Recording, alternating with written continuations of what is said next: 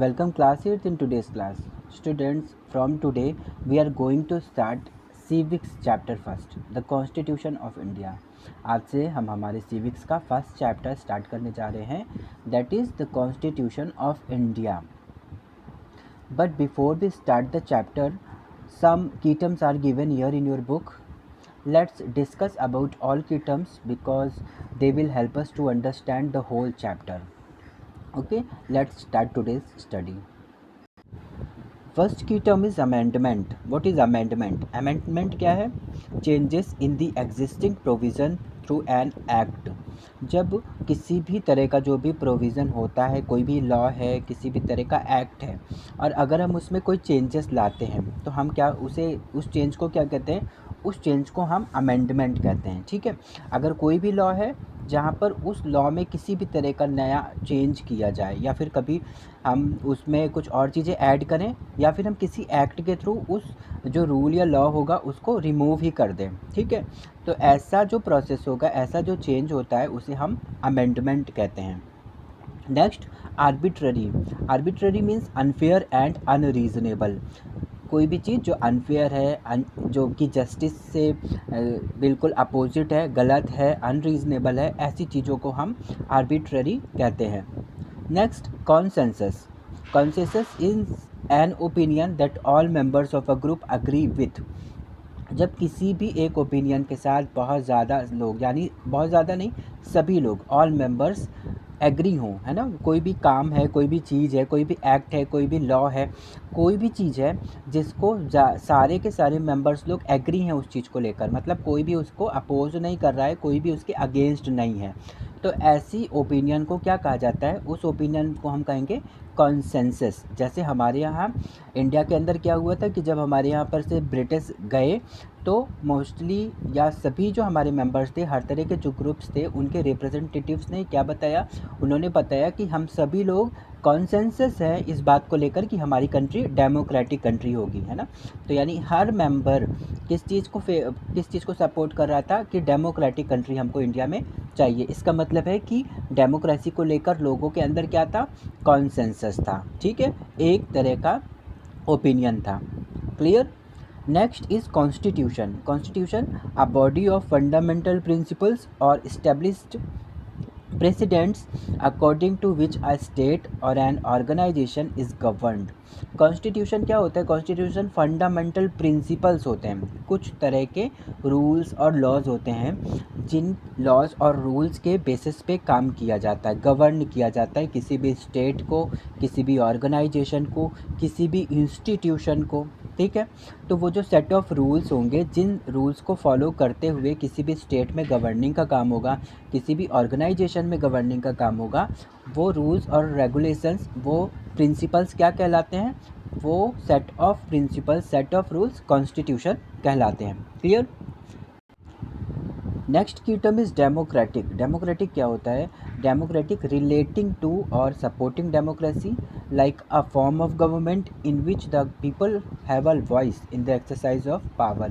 Democratic country एक ऐसी country या डेमोक्रेटिक ऐसी चीज़ों को कहा जाएगा जहाँ पर एक इस तरह की गवर्नमेंट वर्क कर रही हो जहाँ पर पीपल्स के पास वॉइस है, पीपल्स के पास ओपिनियन है, पीपल्स के पास चॉइस है कि वो किस तरह से गवर्नमेंट की पावर को यूज़ कराती है. यानी वो राइट जो होगा, वो जो एक सुप्रीम राइट होगा, वो किसके हाथ में होगा? वो वहाँ के पीपल, यानी वहाँ के सिटीजन्स के हाथ में होगा कि वहाँ पर कौन सी गवर्नमेंट बनेगी और कि कौन बनेगा. ठीक है. तो वो जो चूजिंग का राइट होगा, जो वोटिंग के थ्रू किया जाता है, और हर तरह के जो voices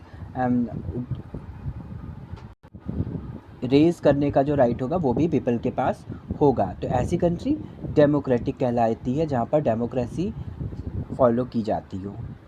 next is fundamental. Fundamental means a central और प्राइमरी रूल और प्रिंसिपल.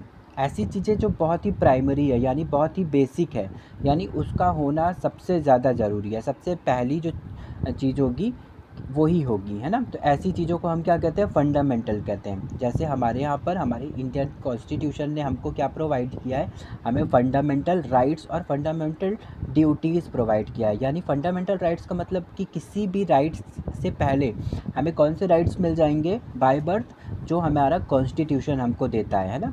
तो वो राइट्स जो बिल्कुल प्राइमरी राइट है, मतलब बेसिक राइट है, कि उसका होना ही बिल्कुल कंपलसरी है, सबसे पहले वही होगा। ठीक वैसे ही फंडामेंटल ड्यूटीज़ ऐसी ड्यूटीज़ जो हमारे लिए सबसे बेसिक ड्यूटीज़ होंगी, यानी जो हमारे लिए सबसे पहली ड्यूटी है, हमारे कॉन्स्टिट्यूशन ने जो हमको प्रोवाइड किया है। ठीक है, तो फंडामेंटल मीन्स सेंट्रल और प्राइमरी रूल और principle. Next is heritage, valued things such as historic buildings that are of special value and worth of preservation।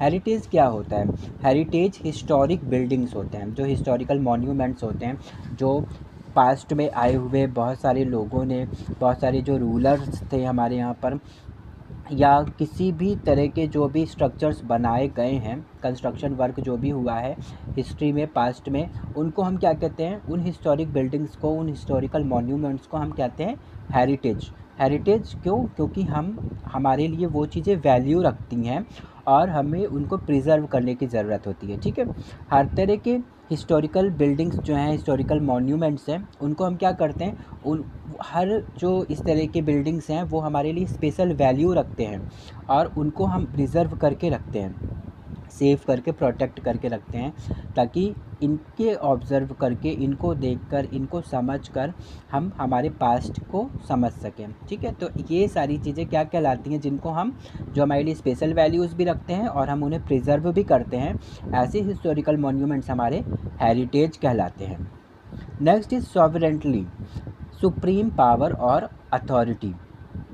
जिस किसी के पास भी सुप्रीम पावर होगी, सुप्रीम अथॉरिटी होगी, वो क्या कहलाता है, वो सॉवरेन कहलाता है। जैसे हमारे कंट्री के अंदर, है ना, क्योंकि हम कॉन्स्टिट्यूशन ऑफ इंडिया पढ़ रहे हैं, तो यहाँ पर इस वर्ड की मीनिंग ही ये है कि यहाँ पर जो सॉवरेन कौन है, सॉवरेन कंट्री हमारी कंट्री है। इसका मतलब है कि जो सुप्रीम पावर है वो किसके हाथ में है, वो यहाँ के सिटीजन्स के हाथ में, यहाँ के पीपल के पास होती है supreme power, supreme authority.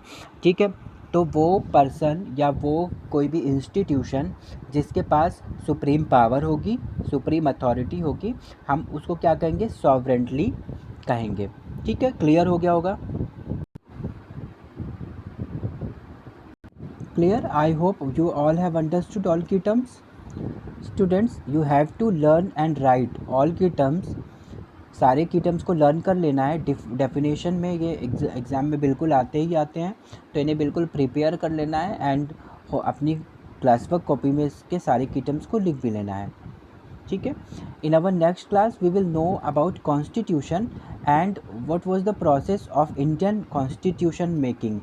Indian constitution कैसे बना, है ना, उसका पूरा प्रोसेस हम समझेंगे ये। और देन नेक्स्ट क्लास में हम कुछ हमारे जो कॉन्स्टिट्यूशन है उसके मेन फीचर्स के बारे में पढ़ेंगे। Clear, now we will meet in our next class. Till then take care and have a nice day.